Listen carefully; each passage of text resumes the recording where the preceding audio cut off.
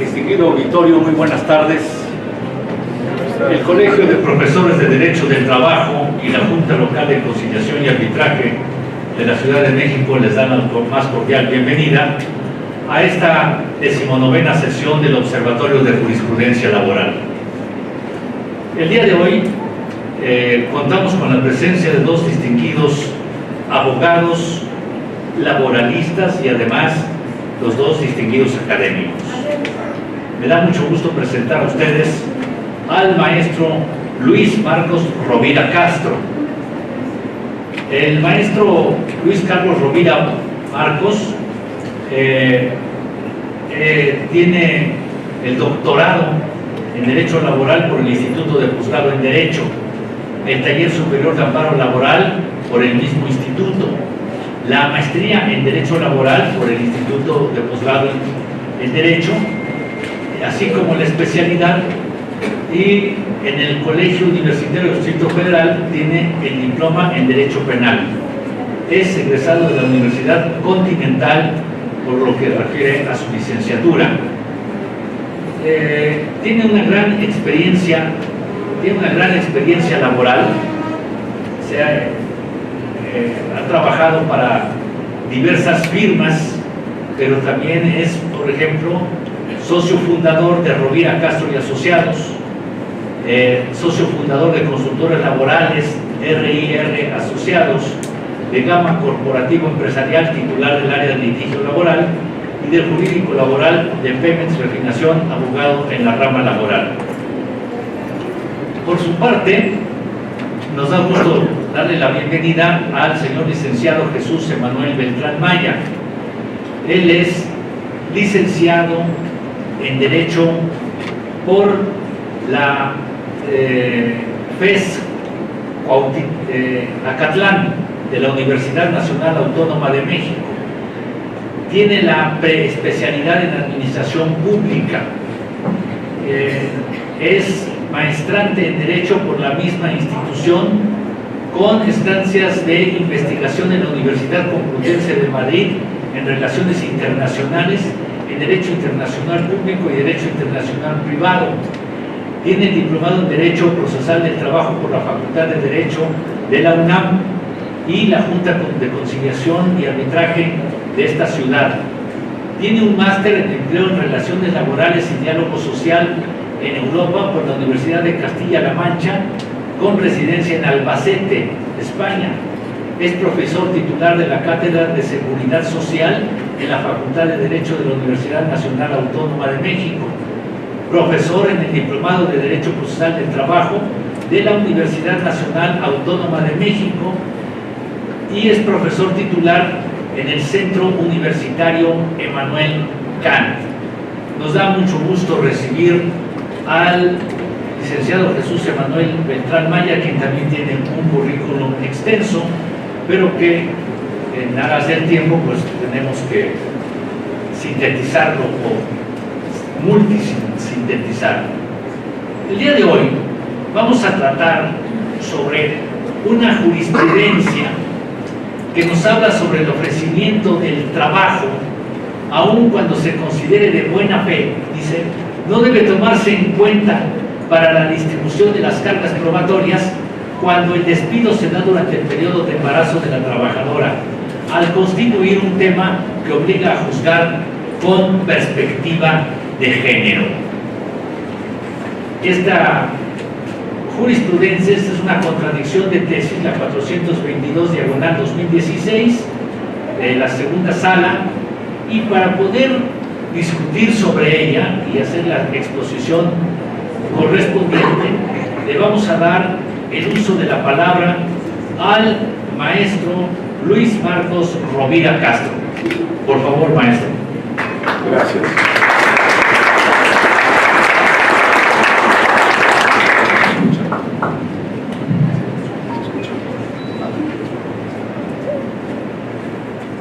Ahí está. Sí. ¿Se escucha? No. ¿No?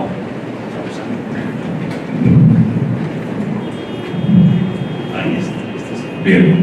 Buenas tardes. En primer lugar, agradecer a la Junta de Conciliación y Arbitraje por conducto de su presidenta y al doctor Larios por la invitación que les distinguen en venir a hacer ciertos comentarios o análisis de esta nueva contradicción de tesis que, bueno, como vamos a poder ver, hay muchos puntos y muchas argumentaciones que pueden ser debatibles.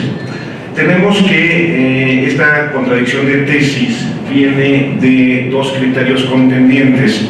Un criterio, el primer criterio es emitido por el Tribunal Colegiado con residencia en Zapopan, en Guadalajara, y el otro criterio que contiende es uno del Centro Auxiliar con residencia en Saltillo. Al respecto, como hemos podido observar, este tribunal colegiado es un tribunal auxiliar y se ha caracterizado por emitir de cierta forma resoluciones, por llamarlas así, un poco fuera de los lineamientos o fuera de la jurisprudencia, o por llamarlo así, de cierta forma psicodélicos. Nos queda claro que estamos viviendo en México, sobre todo con la creación de estos tribunales, ciertos problemas que no hemos podido y debemos como escuela o como barras tratar de exigir a la autoridad jurisdiccional que este tipo de asuntos sean de verdad, esta creación de estos tribunales auxiliares por lo que hace a materia laboral, sea gente, los magistrados verdaderamente especializados en materia laboral. Hemos visto por experiencia que en la creación de estos nuevos tribunales o de tribunales auxiliares vienen conformados por secretarios o proyectistas de juzgados de otra materia administrativa, materia penal, materia civil. Y bueno, en este caso pues estamos viendo que existen pues resoluciones desapegadas a la cuestión o a la sensibilidad laboral como rama del derecho social.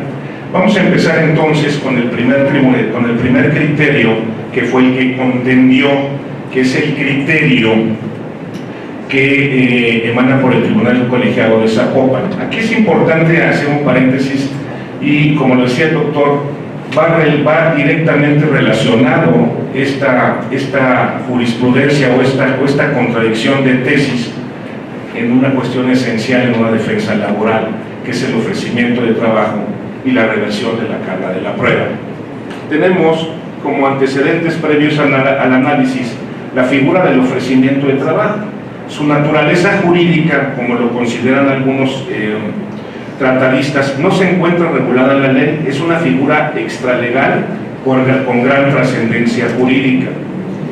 A la fecha tenemos aproximadamente más de 50 jurisprudencias de la Corte relativas al ofrecimiento de trabajo y más de 455 tesis aisladas que tocan el mismo tema, esto es, el ofrecimiento de trabajo y como consecuencia la reversión de la carga de la prueba. Sabemos que la consecuencia jurídica de la reversión de la carga de la prueba es revertir la carga de la prueba y, en este caso, quien la ofrece es el patrón, y si es en los mismos términos y en todos los reunimos con todos los requisitos que nos marcan todos estos criterios jurisprudenciales, pues revertirá la carga de la prueba y será como consecuencia que tenga que probar el trabajador el despido del que se duele.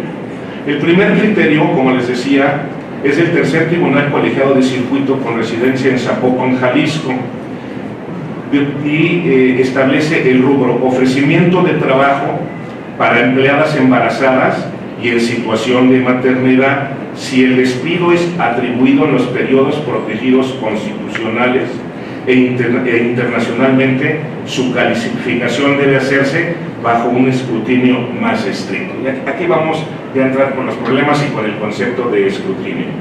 Sin embargo, como antecedentes del asunto que provocó esta resolución, que a su vez contendió en la contradicción de tesis, es una trabajadora despedida una vez terminado las incapacidades prenatal y postnatal, se da por despedida.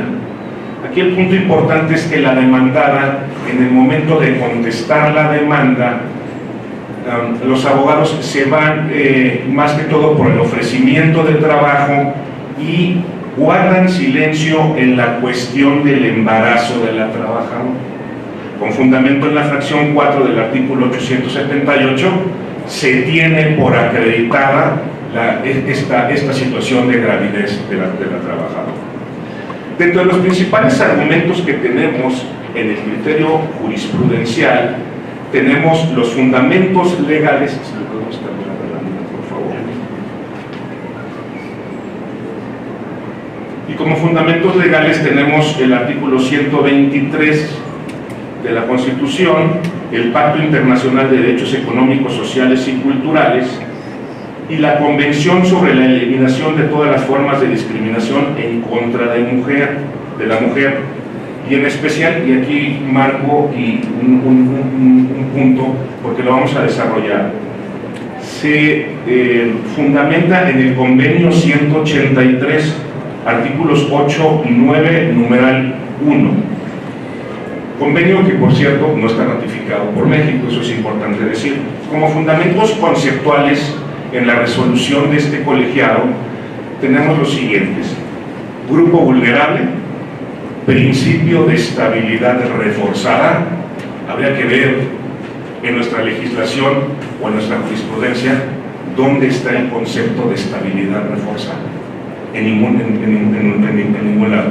Esto viene, y lo vamos a ver ahorita, de una jurisprudencia de Colombia, en donde tocan esta figura de una estabilidad reforzada. Entonces, otro concepto que hablábamos y que lo menciona en el libro es un escrutinio más estricto para la calificación de la oferta de trabajo.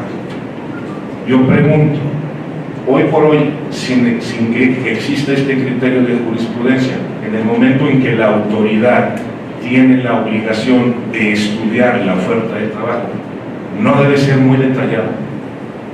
¿A qué se refiere con un escrutinio? Tenemos que probar como patrón, cuando ofrecemos el trabajo, todas las condiciones generales, salario, categoría y horario, y todos los demás criterios que tenemos y que sabemos que no vale la pena comentar, pero los comentamos, que son la hora de entrada, si la jornada es diurna o si es descontinua, etc. ¿Qué más requisitos estrictos podemos pedir cuando hacemos un ofrecimiento de trabajo? El colegiado dice que debe haber otros, pero no nos dice cuáles otros.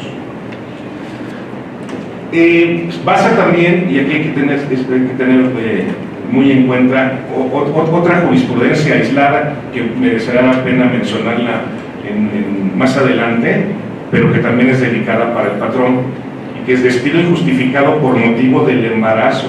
Si el patrón se excepciona y presenta la renuncia de la trabajadora, a él corresponde demostrar tal extremo y a la Junta resolver desde una perspectiva de género y no solo considerar lo que a ella le perjudica. Aguas, porque aquí estamos en aras de generar otra contradicción de tesis, por lo que hace a la renuncia a la mujer cuando renuncia al trabajo y se encuentra embarazada. Es un criterio aislado, pero no dudo que con la tendencia que estamos viendo ahora, en cualquier momento venga ahora la contradicción de tesis, y bueno, esta contradicción de tesis pues creo que no podría venir en contra a la jurisprudencia que estamos comentando.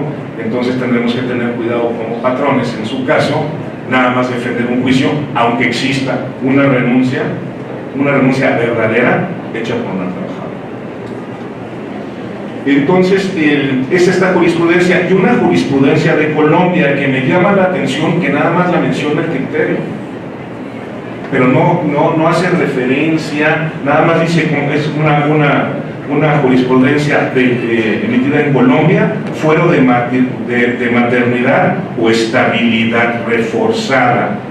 Lo único que refiere es que esta jurisprudencia de Colombia a esta maternidad o estabilidad reforzada la considera en un periodo de 3 meses posteriores al parto. Eso es lo único que tenemos.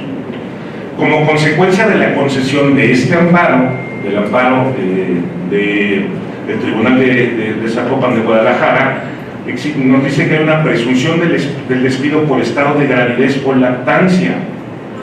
Yo pregunto, si no hay ofrecimiento de trabajo, para cualquier trabajador, la presunción del despido existe, de acuerdo a la ley del trabajo, no tienes que estar embarazado o no. ¿Sí? Entonces, creo que está de más este razonamiento que hace. Y considera los puntos más importantes, la siguiente lámina, por favor. Es totalmente resumido, es dejar insubsistente y con libertad de jurisdicción califique con mayor rigor la propuesta de trabajo. Y continúa diciendo, no implica que le esté vedado al patrón ofrecer al trabajo con fines de revertir la carga de la prueba.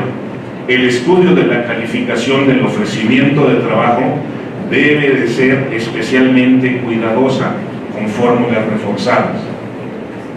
Habría que ver qué son las fórmulas reforzadas o qué se entiende por una fórmula reforzada, cuando, insisto, que haga una calificación de trabajo en un juicio debe ser totalmente rigurosa en base a todos los criterios de jurisprudencia que hay. En los casos de despido de trabajadora en estado de embarazo y en periodos de protección de maternidad, la presunción es de mayor intensidad. Yo pregunto también, ¿hay presunciones de mayor o de menor intensidad? En forma proporcional a la estabilidad reforzada. Caemos otra vez el concepto de estabilidad reforzada, sin explicarnos, razonarnos o motivarnos a qué se refiere una estabilidad reforzada, cuando de acuerdo a la ley del artículo 123 constitucional, todo trabajador tiene estabilidad en el empleo. Podemos hablar de una sobreprotección, es lo que tenemos que checar. El derecho fundamental humano de la conservación del empleo, ese derecho es para cualquier trabajador, legalmente, convencionalmente o constitucionalmente. Y luego nos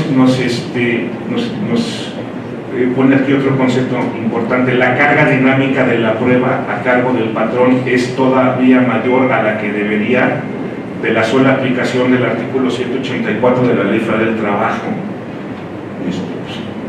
El 184 es para efectos de despido o de que no hubo despido, es claro, la carga de la prueba siempre es a cargo del patrón. Y miren, refuerzo otra vez con esta jurisprudencia que les digo que hay que tener cuidado relativa al despido injustificado por motivo de embarazo, si el patrón se excepciona presentando la renuncia. Ahí habría que tener cuidado y esperar cuáles son los pronunciamientos, ¿sí? Porque este es un criterio aislado del segundo tribunal colegiado en materia civil y de trabajo del 21º circuito. Aquí caemos a otra cuestión, los tribunales mixtos, ¿no? De civil y de trabajo, hasta dónde pueden tener la especialidad, o son civilistas o son laboralistas. Tenemos ese que seguramente generará una contradicción de tesis. Bueno, por su parte, este es el primer criterio. Debo decirles que es el criterio que perdió en la contienda. Aquí este criterio nos dice, si ofreces el trabajo, sí revierte la carga de la prueba, pero tiene que ser mucho más estricta esa carga procesal, pero no nos dice cómo. Tenemos el segundo criterio, que es el que les comento, que es por el tercer tribunal colegiado de circuito en el centro auxiliar de la 10ª región con residencia en Saltillo, y el rubro es que a fin de cuentas así se quedó: ofrecimiento de trabajo, aunque se considere de buena fe, no debe tomarse en cuenta para la distribución de las cargas probatorias cuando la causa del despido es el embarazo de la trabajadora, que obliga a juzgar con perspectiva de género y tomar medidas de protección para personas en situación de vulnerabilidad. ¿Sí? Se fundamenta este criterio, y es interesante, en el artículo 183 sobre la protección de la maternidad. Ya lo habíamos comentado, también se funda el anterior. Pero aquí es importante que hagamos más hincapié, porque este es el criterio que ganó en la contienda de la contradicción, que es el que se debe de quedar. Y miren, aquí si cambiamos la lámina, por favor. dice el artículo 8, este es el único fundamento que se puede aplicar directamente a la consideración del tribunal y en su caso de la Corte. El artículo 8 del convenio 183 de la protección de la maternidad dice: la carga de la prueba de que los motivos del despido no están relacionados con el embarazo o el nacimiento del hijo y sus consecuencias o la lactancia incumbirá al empleador.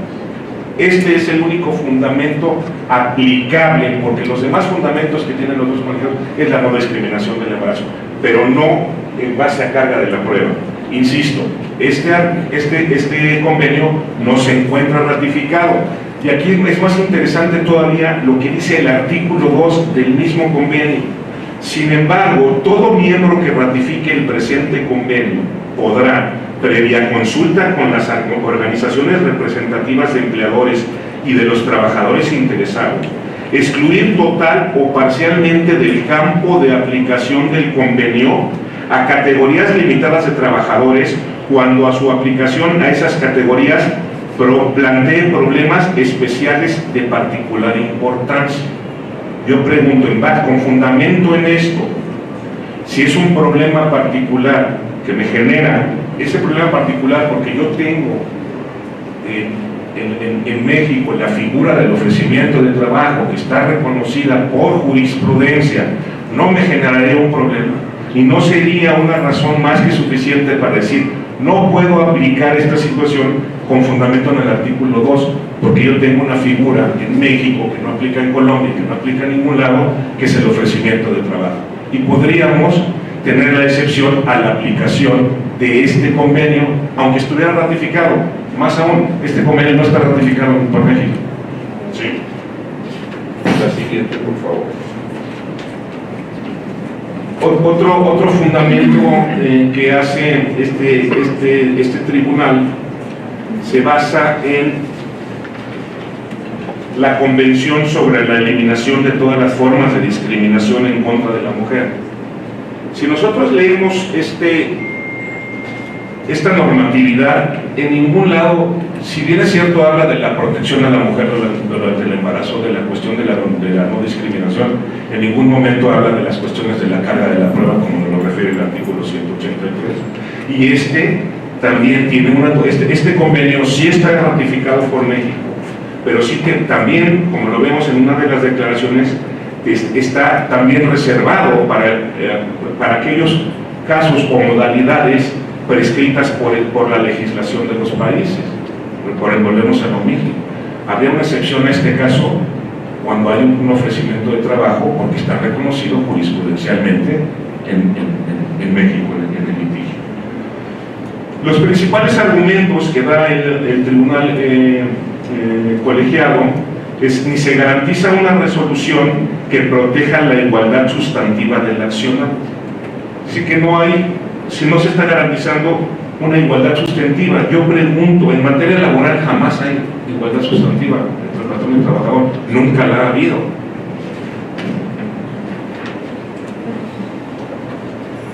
Nos toca la siguiente lámina, por favor. Acuérdense que como fundamento conceptual tenemos la cuestión de grupo vulnerable. La mujer embarazada está catalogada como un grupo vulnerable. Pero eso no están descubriendo el hilo negro.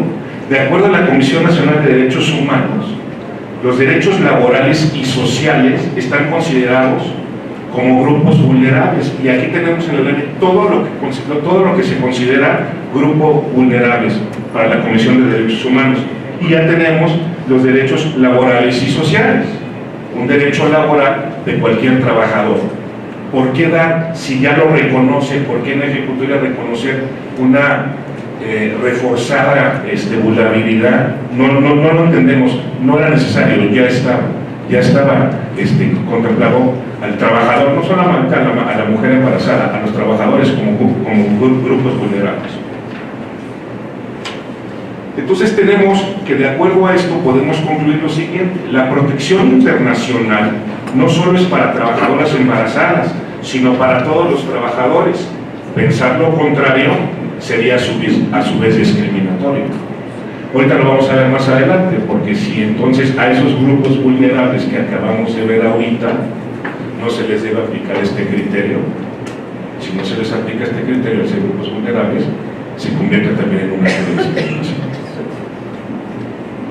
No por alegar violación de un derecho humano se exime de la carga de la prueba al que se duele de dicha violación. Muchas veces el que afirma tiene que probar, no es materia laboral, pero aquí lo considera con el solo hecho de considerarme que se ha violado un derecho, pues sí lo tengo que acreditar ante la autoridad para que pueda pronunciarse al respecto. Ahora, aquí es importante los periodos, ¿sí? ¿Se deberá de probar el estado de gravidez o basta solo con mencionar? Acuérdense que en el primer criterio nos dice no se controvirtió por parte del patrón que estuviera embarazada, como consecuencia lo tengo. En el segundo criterio sí queda aprobada el estado de gravidez, pero aquí podemos caer a los excesos.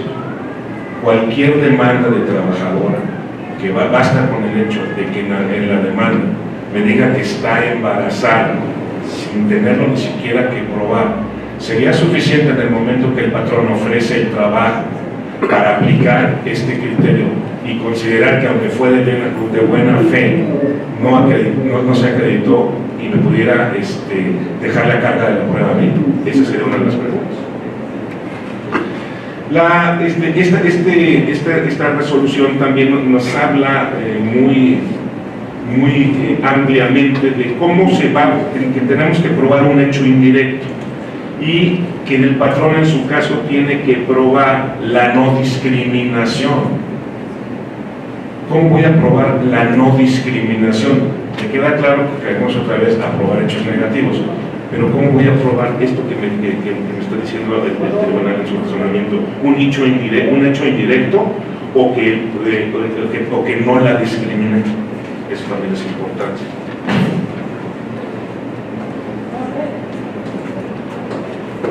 Y en este caso, pues el efecto de la concesión es no transgrede derecho alguno del patrón, pues simplemente se coloca en la misma posición de acreditar el despido reclamado. Es decir, opera la regla general de que le corresponde al patrón allegar todos los medios de convicción necesarios al contar con mayores recursos para ello. Pero pues pasa desapercibida la figura del ofrecimiento de trabajo. Podemos resumir en estos puntos cuál es la diferencia entre el criterio de un tribunal y el criterio del otro y lo que generó la contradicción de tesis. El primero nos dice si opera la reversión de la carga de la prueba mediante el ofrecimiento de trabajo, pero tienes que ser tú más estricto juzgador en ese ofrecimiento. Y el otro criterio, el que acabamos de comentar, es independientemente de que el ofrecimiento de trabajo se considera de buena fe y se incluyen todos los requisitos con el escrutinio, no opera la reversión de la carga.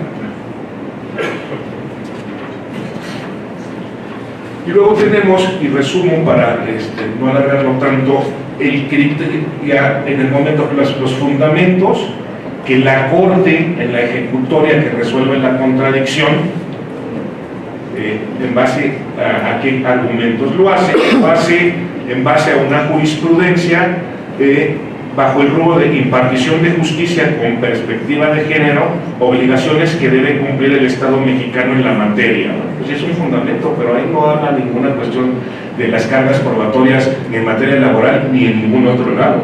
Y dice, implica juzgar considerando las situaciones de desventaja que por cuestiones de género discriminan e impiden la igualdad. Vamos a lo mismo, en materia laboral, aunque no sea una trabajadora embarazada, no hay cuestión de igualdad. Otro rubro en donde fundamenta la Corte su decisión es el rubro de la protección de la mujer trabajadora durante el embarazo.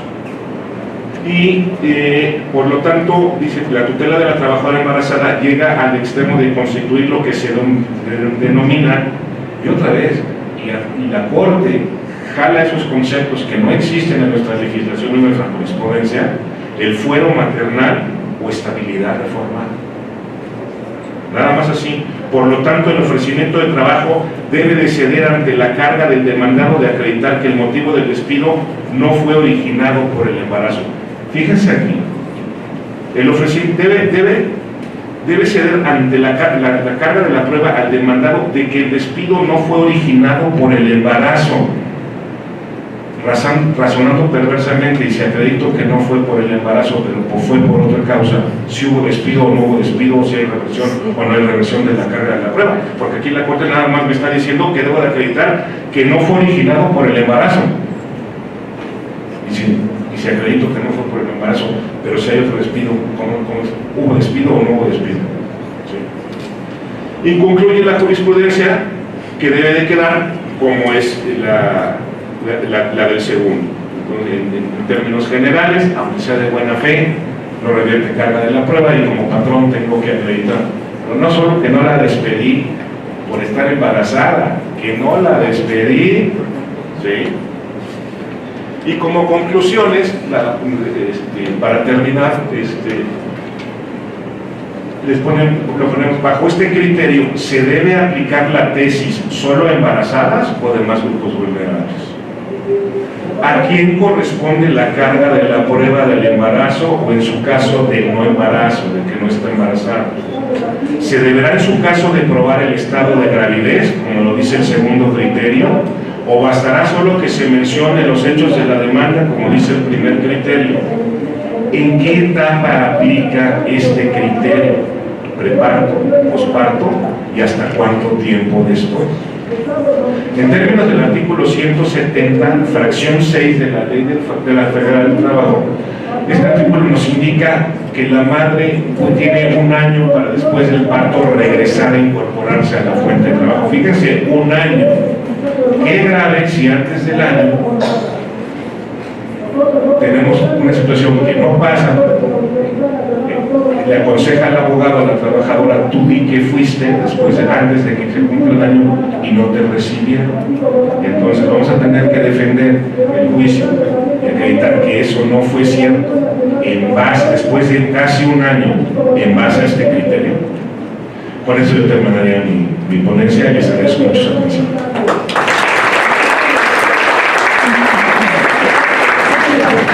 Le agradecemos al maestro Rovira Castro esta primera participación y le cedemos el uso de la palabra al señor licenciado Emanuel Beltrán Maya. Por favor, maestro.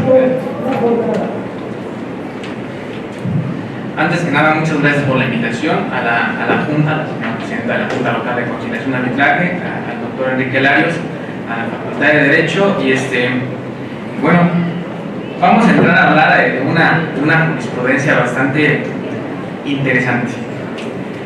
Ya el maestro hizo favor de darnos los antecedentes, de dar los pros, los contras, las dos jurisprudencias, los dos criterios contendientes y por qué salió esto. Antes que nada, y para poder empezar a lo que voy es a esto, y citando a Luigi Ferrayol, le dice: ningún mecanismo jurídico podrá por sí solo garantizar la igualdad de hechos entre los dos sexos, por mucho que pueda ser pensado y reformado en función de la valorización de la diferencia. Es decir, por muchos que hayan en los criterios, que exista una mayor equidad, una mayor protección a determinados grupos vulnerables, si no existen las políticas públicas de los estados a través de los sistemas de seguridad social, a través de los incentivos incluso a los patrones. ¿Sabes qué? Esta mujer se va en el periodo del pre y del post, no pagues impuestos de ella, no le pagues la seguridad social, no pasa nada, contrata a otro. ¿Y para qué? Para que no te sea tan oneroso a ti, patrón. ¿Por qué no ponen ese tipo de políticas? Si en verdad queremos proteger a este grupo vulnerable, que pongan este tipo de políticas públicas para poder ayudarlos y poder controvertirlos. Entonces, creo que esa es gran parte y va a ser una problemática jurídica, como lo dijo el maestro, respecto a las cargas procesales, respecto a cómo sé si está o no está embarazada, respecto a acreditar un despido por otras circunstancias, y va a ser lo interesante jurídicamente hablando. Pero si en verdad queremos abatir este tipo de desigualdades, creo que deben de existir las políticas públicas por parte del Estado para poder eliminarlas. Y no nada más hacia las mujeres embarazadas, sino también a determinados grupos vulnerables. Entonces, a grandes rasgos, creo que esta jurisprudencia, si no va aparejada con estas políticas, yo creo que se va a convertir en letra muerta y demasiada protección puede acarrear una desprotección desmedida hacia las mujeres. Entonces, bueno, creo que es algo bastante interesante y creo que es algo que tenemos que pensar y tenemos que aplicar en nuestro día a día en los criterios de jurisprudencia. Muchas gracias.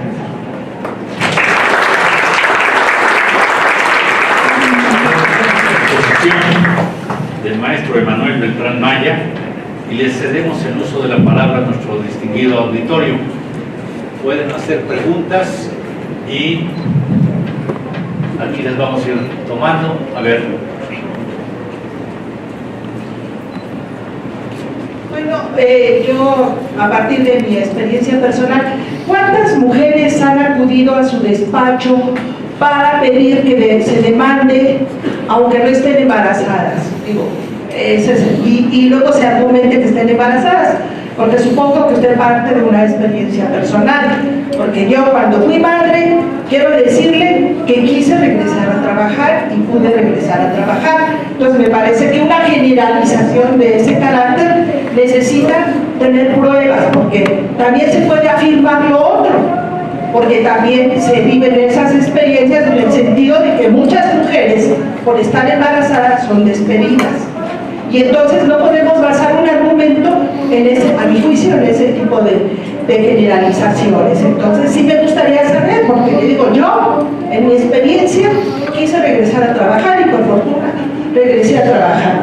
Y conozco a muchas mujeres que quisieron regresar a trabajar, porque son las situaciones económicas las que obligan a las mujeres a ingresar al trabajo. Y respecto de si las políticas públicas o no públicas, y respecto de a quién corresponde acreditar el embarazo, yo creo que es muy sencillo resolverlo. ¿Se controvirtió o no se controvirtió el estado de embarazo? Si se controvierte el estado de embarazo, desde luego, yo parto del supuesto que corresponde a la mujer acreditar que está embarazada. Pero si no se controvierte el hecho del embarazo, damos por aceptado que el patrón sabía que estaba embarazada. Es muy simple, es carga probatoria. Si se controvierte el hecho, creo que corresponde a la mujer. Pero si no hay controversia sobre el hecho, ¿por qué imponer cargas que no tienen razón de ser al no haber sido controvertidas? Entonces, ese es mi particular punto de vista.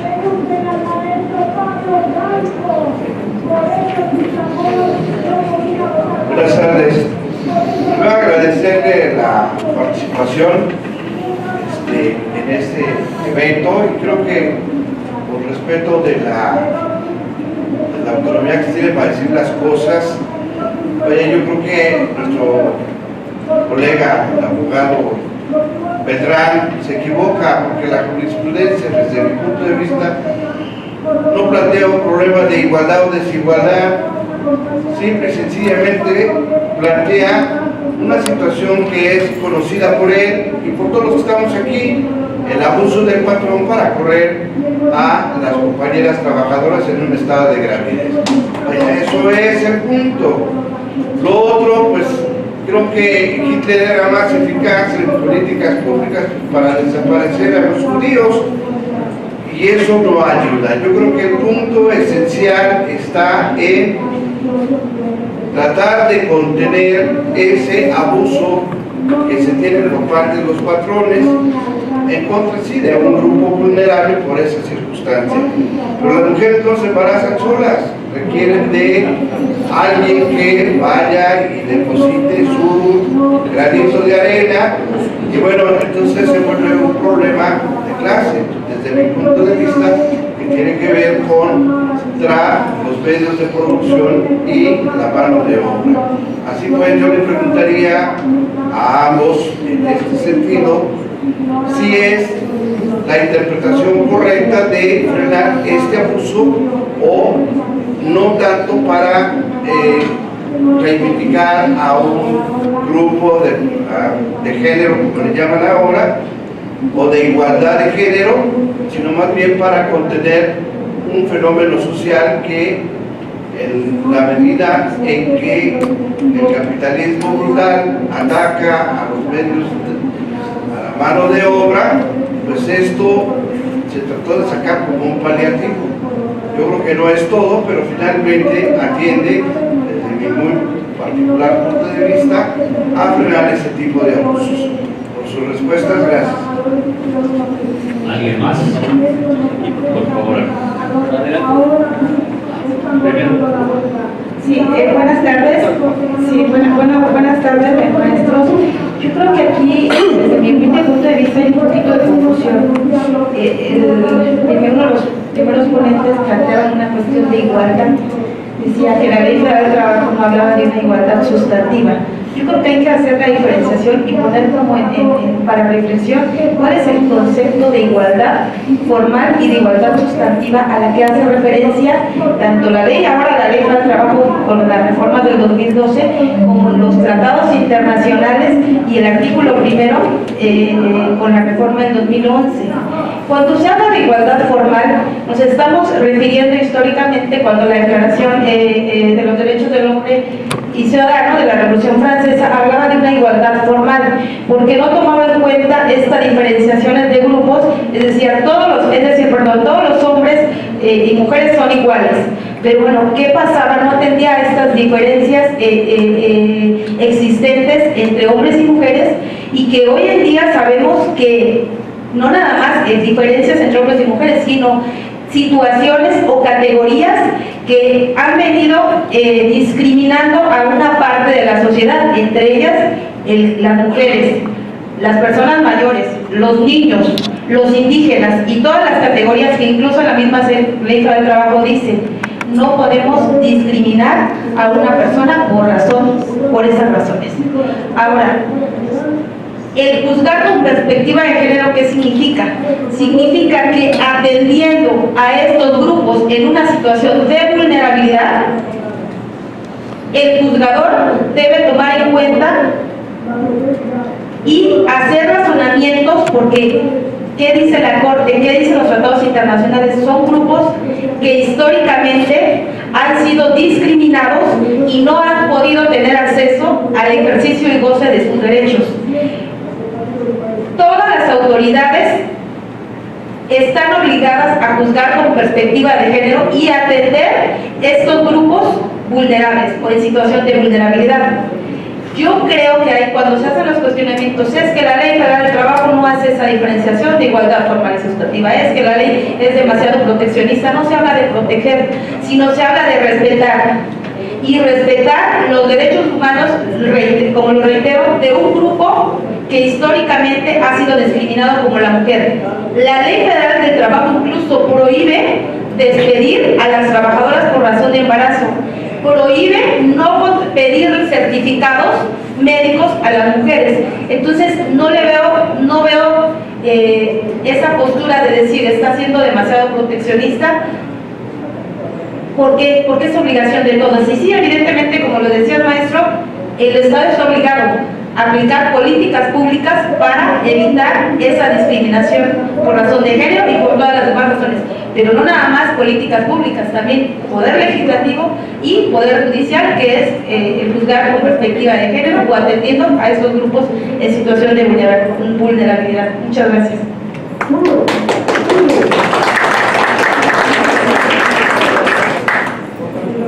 Pregunta es muy breve.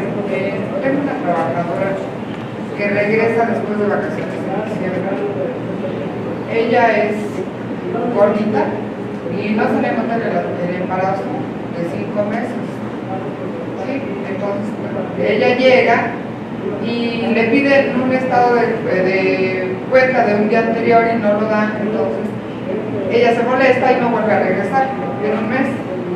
Entonces ella ahorita está demandando el despido justificado y con todas estas razones que nos están ofreciendo. Entonces, ¿cuál es mi pregunta? Es si ella se está amparando con estas leyes que no le corresponden porque ella nunca se le despidió. Entonces, ¿qué pasa? ¿Qué se debe de hacer en estas cuestiones? Gracias. Buenas tardes. Una pregunta concreta. En cuanto a ofrecimiento de trabajo, reversión de carga probatoria y calificación de buena o de mala fe, siempre tiene que ver la acción intentada por el trabajador y si éste acepta o no la oferta de trabajo. La pregunta concreta es, cuando una mujer se dice despedida estando embarazada, ¿en dónde queda su acción intentada? ¿De qué si su acción es la indemnización o la reinstalación en el trabajo? Porque del material que nos hicieron favor de enviar por correo, en la parte que menciona el antecedente del juicio laboral que dio origen a toda esta contradicción de tesis, no se señala cuál fue la acción principal intentada por la actora. Esa sería mi pregunta concreta. Si tiene que ver la acción intentada para la aplicación o no de esta jurisprudencia y pues en cuanto a ofrecimiento de buena fe y reversión de cargas probatorias. Gracias. ¿Alguien más? Ayer, por favor. Buenas tardes. Agradezco la intervención de los ponentes. Quiero enfatizar que las dos tesis que están en contradicción, como bien lo apuntó la licenciada Estela Ríos, manifiestan muy puntualmente que no, el hecho de que está embarazada, en este caso las actoras, no está controvertido. Esto quiere decir que bajo el principio de que civilista, de que quien afirma está obligado a acreditarlo, yo creo que no está aquí en entredicho eso, y creo que por parte de los juzgadores de esta junta local no hay duda, hemos estudiado bien esta contradicción de tesis. Entiendo la preocupación de parte de los representantes de los patrones que se ven ofendidos porque dicen que ahora sí tengo que acreditar, de acuerdo al 184 y 804, todas las cargas probatorias que de raíz debo de acreditar, pero creo que los juzgadores de esta junta local somos estudiosos, ya la analizamos y no vamos a utilizar indiscriminadamente este criterio, porque sí debemos de analizar primero si acredita el estado de embarazo o no, o si lo contribuye o no, que en estos casos de tesis la demandada no contribuyó ese hecho. Entonces creo que no hay duda ahí, creo que no es un tema que debamos abordar de más. Lo analizaremos yo creo con calma dentro de las juntas especiales y juzgaremos con conciencia. Gracias. A ver, ya.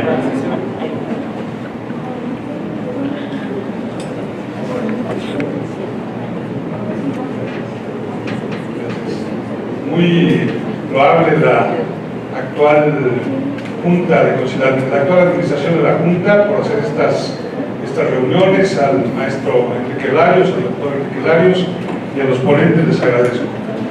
Nada más puntualizar una cuestión de mi experiencia de 34 años de ser abogado, litigante.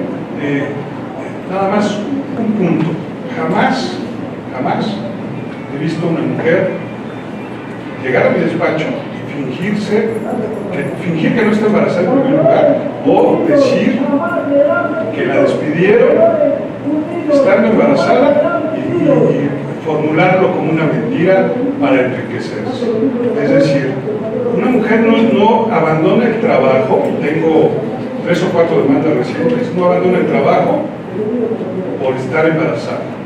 No dice, voy a demandar, en este momento me salgo de la empresa y voy a ir a buscar un abogado para que me den el dinero por esta razón. No, ella dice, tengo que conservar mi trabajo como sea. El abogado hablaba, el segundo ponente, al cual felicito, hablaba de un caso de una mujer que llega a trabajar hace 30 días. Tengo juicios que tenían 10 años, de repente se embarazan, son líderes de ventas, son las mejores gerentes y les dicen en junta de consejo de administración, sabemos que eres la mejor, pero necesitamos el tiempo completo. Entonces las despiden porque están embarazadas. Nosotros hemos luchado años, y con esto termino, para que esas renuncias falsas que nos exhiben los patrones en los juicios de mujeres embarazadas se cayeran. Hoy la Corte está volteando a este grupo vulnerable. Hoy la Corte con esto nos está dando armas para decir, no es cierto que haya renunciado.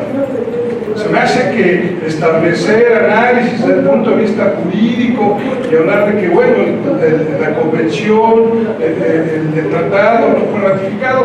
Anoche nosotros estábamos viendo el caso Radilla en la casa de ustedes y veíamos, decía el ministro Cosío, las autoridades están obligadas en la perspectiva de género a darle validez a todos los convenios. A todos. Ese fue el resultado del caso Radilla. Por eso, un desaparecido hace 30 años, que nadie supo de él, por eso fue la causa de los derechos humanos y de todo lo que se ha venido dando. Yo felicito a la Corte y de verdad difiero totalmente con ustedes. Hemos peleado mucho por la mujer embarazada. Gracias.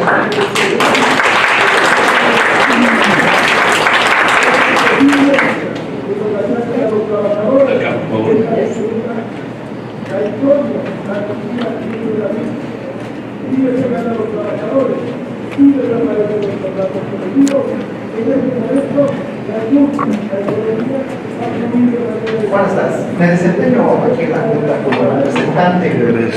Por fortuna, esta Junta local tiene una visión mucho más amplia de lo que se tenía hace 10 años y la visión de género que quiere esta Junta local. Está de verdad muy avanzada. Veo a los compañeros de las diferentes juntas y tienen una visión muy preparada. Bien, compañero, ya la estudiamos y ya nos preparamos. Así son casi todos los presidentes, auxiliares, etc. Y yo me refiero a que, bueno, cuando se presente el caso también tendrá que ver la habilidad de los abogados de las dos partes. Eso también no hay que dejarlo de lado. Qué bueno que hoy la Corte se manifiesta en este sentido, porque a veces se ha manifestado en sentidos contrarios a los propios grupos vulnerables. Hablar de grupos vulnerables nos tiene que llevar efectivamente a la política y a la política de gobierno, las políticas públicas. Si no, creo que quedamos con que la jurisprudencia va a resolver. Pues nosotros sabemos que las leyes no lo resuelven todo, ¿no? Me voy a referir al caso concreto del artículo 84 de la Ley Federal de Trabajo de la integración del salario. Y efectivamente los jubilados, por lo general, integran un grupo vulnerable y cuando se retiran de su vida laboral, pues son liquidados con el salario básico, haciendo omisión de lo que dice el artículo 84. Y más aún, la tremenda Corte ha emitido criterios que le quitan prestaciones como el fondo de ahorro, dejando a los trabajadores con el 50% de las percepciones de su vida laboral activa. Entonces, qué bueno que hoy en este sentido se manifiesta la Corte protegiendo a un grupo, pero tiene que ser acompañada de las acciones del Estado, si no va a quedar como el artículo 84, que va a ir siendo mutilado y tendrán las juntas locales y federales que están llevando demandas por cumplimiento de finiquito, porque incluso, por lo que se refiere a los trabajadores del Estado, se llevaba al juicio fiscal hasta la reforma del 2006, en que se podía hacer un poco de justicia a los trabajadores del Estado, en que se les completaba su pensión para vivir un poco mejor, ya ni siquiera dignamente, un poco mejor. Pero bueno, si hoy no se acompaña esta jurisprudencia, y más aún la Corte va a empezar a emitir opiniones contrarias en el futuro, que bueno, lo hemos visto, la Corte no se equivoca, cambia de criterio. Y si el Estado no acompaña con estímulos para quitar esta problemática, es cierto los despidos de las embarazadas, es cierto y si llegan a los despachos. Yo creo que ponemos ahorita a ver el número, eso es cierto. Entonces, creo que el Estado tiene que poner también una parte para coadyuvar con esta jurisprudencia. Es todo. ¿Alguien más? Bien, si no hay más preguntas, entonces les vamos a dar el uso de la palabra hasta por 10 minutos a nuestros invitados. Le pedimos al maestro Rovira Castro si hace uso de la palabra respecto de algunas de las preguntas que le haya formulado. Sí, bueno, creo que detecté aquí dos preguntas como tales. Las demás creo que fueron aportaciones y comentarios muy enriquecedores y muy valiosos, pero creo que aquí detecté dos dudas. La primera que nos formulaban aquí, eso es precisamente, estoy de acuerdo con lo que dicen. Es muy difícil que una persona embarazada se dé por despedida. Estoy de acuerdo, pero no quiere decir que no se pueda abusar de la minoría de las personas de esta figura. El ejemplo que me está poniendo usted es muy claro. Es una persona que regresa de vacaciones, que viene embarazada, no lo sabe el patrón, una persona de complexión robusta que no se da cuenta, se le pide y se le da una orden que cumpla con su trabajo, no lo cumple, la despide el patrón y entonces a lo mejor con un abogado, conociendo esta jurisprudencia, pues le puede aconsejar. No quiero decir que todos los abogados son así, pero puede darse el caso porque no limita a que haya alguna persona o algún abogado con pocos escrúpulos que lo pueda hacer así y que diga, bueno, a ti te corrieron o te despidieron porque no cumpliste una orden o una orden para tu trabajo, pero lo que podemos hacer aquí es decir que te despidieron por estar embarazada, y ahí entonces sí poner el juicio para el patrón con este antecedente de que no va a poder revertir la carga de la prueba aunque no la haya despedido, ¿sí? Ese es un punto. La otra pregunta que hacía el compañero, el ofrecimiento de trabajo y como consecuencia en su caso la reversión de la carga de la prueba se puede hacer valer tanto en una demanda de despido, una demanda de indemnización, como una demanda de reinstalación. Los efectos serán diferentes. En caso de que revierta la carga de la prueba, absolverá el patrón a indemnizar. En caso de que revierta la carga de la prueba, absolverá al patrón de reinstalar. Pero tiene el mismo efecto jurídico para el efecto de cualquiera de las dos acciones intentadas.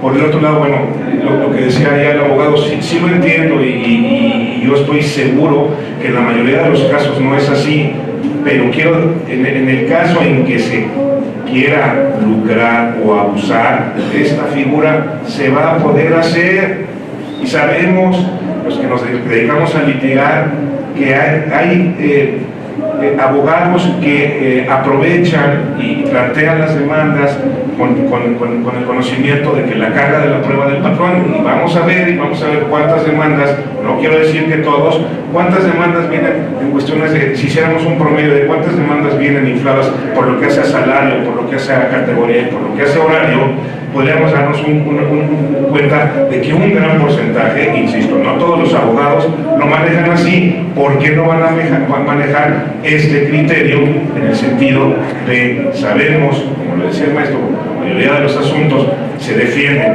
negando el despido y ofreciendo el trabajo? No sé, que si nada más con decir que estoy embarazada pudiera lograr la aplicación de este criterio, y por último ya decía, y se me hace jurídicamente bien razonado lo que comentaban. En la carga de la prueba del embarazo, bien, si afirma, en el primer criterio se tuvo por confesado y hay una sanción que marca el 874 y es clara para todo, pero para empezar vamos a pensar como patrones. Si la trabajadora a mí nunca me dijo que estaba embarazada, no quiere decir que no esté embarazada. ¿Lo voy a negar lisa y llanamente en el juicio? ¿Lo voy a desconocer? Lo puedo desconocer. Pero si son de las pruebas que no tiene obligación de acreditar, es decir, las que no están contenidas en el artículo 804 y 805 de la Ley de Federal del Trabajo, para mí sí tendría que aplicar el criterio de que el que afirma tiene que probar, porque no es una situación en donde hay un artículo expreso que me obligue la ley a probar. En ese caso, al no estar contemplado dentro de ese supuesto, sí se debe regir el principio civilista de que el que afirma tiene que probar. cambiar el pensamiento. Muchas gracias al maestro Rovira. Le damos el uso de la palabra al licenciado Manuel Beltrán Maya. Muchas gracias. Bueno, antes que nada, no es generalizar, no estamos generalizando, estamos viendo casos o pautas en las cuales se podría presentar, o no es generalizar en principio.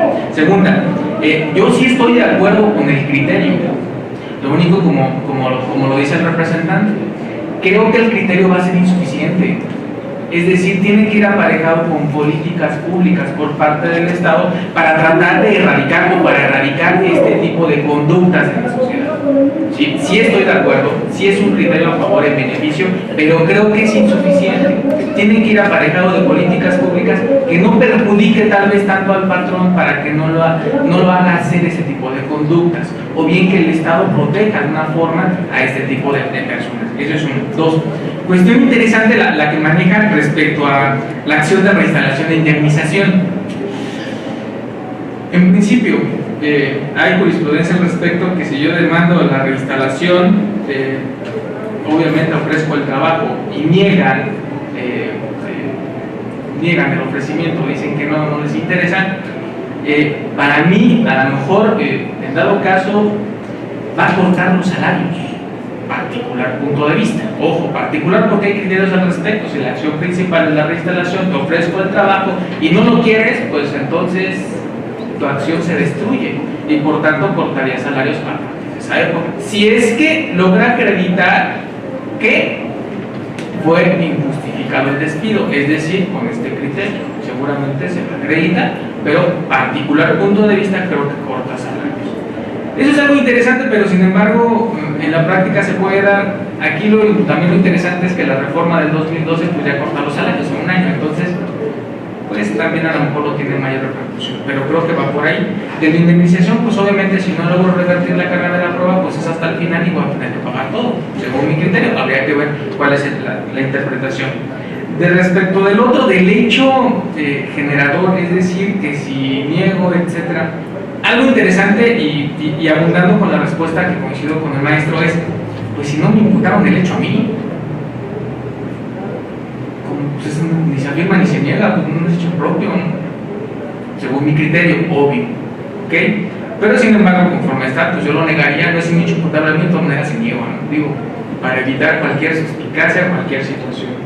Respecto de las mujeres embarazadas que llegan al hay muy pocas, la verdad es que sí, afortunadamente llegan muy pocas mujeres con esta situación, pero sin embargo sí se están presentando.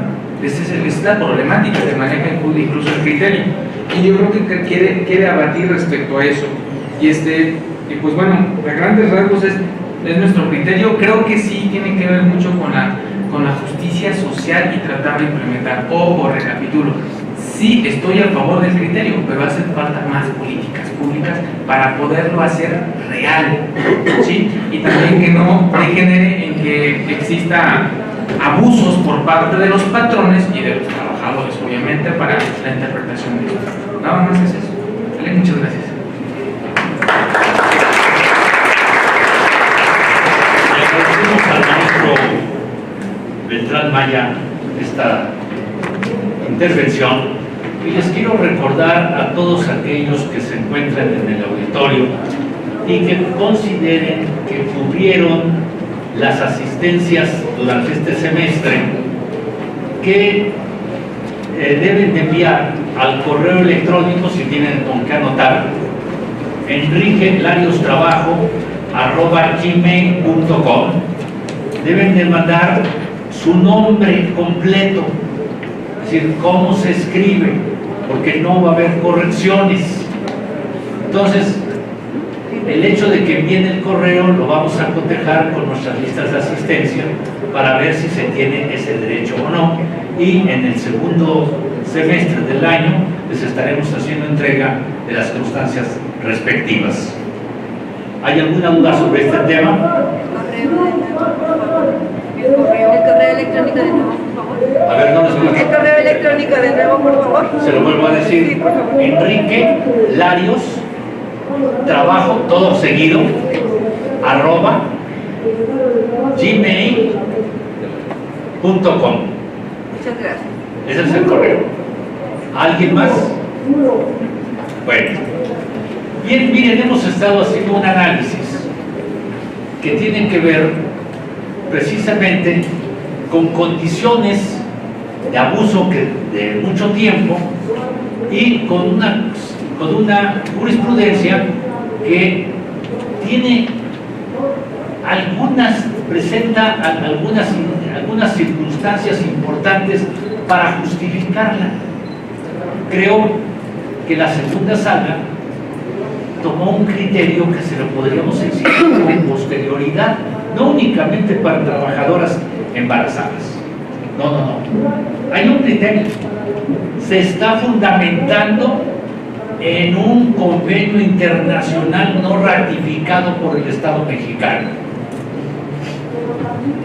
Y si me voy a fundamentar si la Corte llega a tomar esa decisión de decir, a ver, voy a utilizar como fundamentos convenios internacionales no ratificados, pues esto seguramente tendrá que continuar con la misma pauta, porque ya una vez, esto es como la caja de Pandora, una vez que se destapa, se tiene que seguir con ese mismo criterio.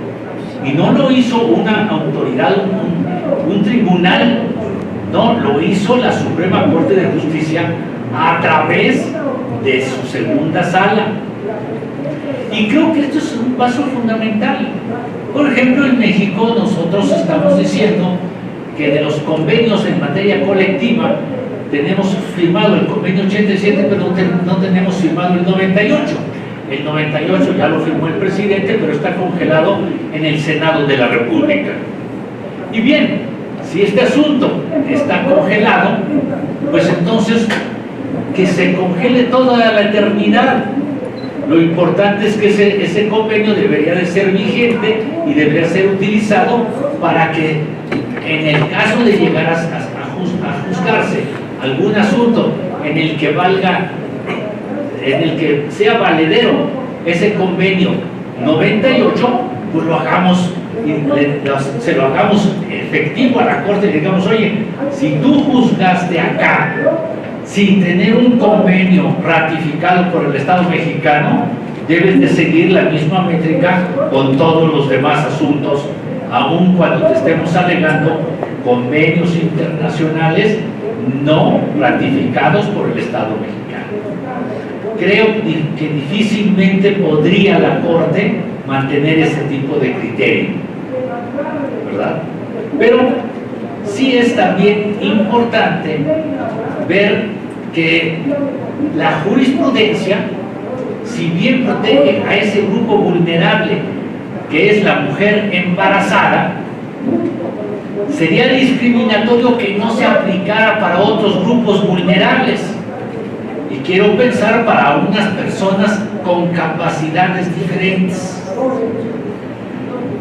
Para esas personas con capacidades diferentes también debería aplicar el mismo criterio. ¿Por qué? Porque es un grupo vulnerable. Y yo no me quedaría en la mujer solamente embarazada. Yo me diría, bueno, a la mujer es un grupo vulnerable, embarazada o no embarazada. Pero solo que vivimos en un sistema capitalista que es bastante cruel. Y esa crueldad se va a manifestar en el hecho de que si ese es el criterio jurídico, pues entonces los patrones van a decir menos contratación de mujeres. Sí, no es lo deseable, no lo estoy augurando, solamente estoy tratando de entender la lógica patronal, es decir, ¿cómo, para qué voy a contratar mujeres, por lo menos en estado, en edad de estar embarazadas o de quedar embarazadas? ¿Para qué contrato este tipo de personas si al rato puedo tener un problema? Y recuerden, no estamos en la época del poder de los trabajadores, estamos en la época del empoderamiento patronal, nos guste o no nos guste. Pero bueno, quiero agradecerle a la presidenta de la Junta Local de Conciliación y Arbitraje, a la licenciada Darlene Rojas, su hospitalidad para este Observatorio de Jurisprudencia Laboral, que podamos venir a hacer este tipo de razonamientos respecto de temas de actualidad y de temas que nos están precisamente, se están manifestando en nuestra vida cotidiana y que se manifiestan en el quehacer de este tipo de tribunales. Muchas gracias a todos ustedes por estar presentes. Prácticamente nos veríamos ya hasta el segundo semestre, entonces que tengan ustedes unas excelentes vacaciones y nos estaremos viendo en el segundo semestre de este año. Muchas gracias a todos, pero previamente quiero hacer entrega al maestro Rovira Castro de un reconocimiento que le entregamos por su participación. Y al maestro Maya, igualmente, muchas gracias por su participación. Les reitero, los que requieran su constancia de asistencia y tengan derecho a ella, por favor, es enriquelarios.trabajo@gmail.com. Muchas gracias y felicidades a todos.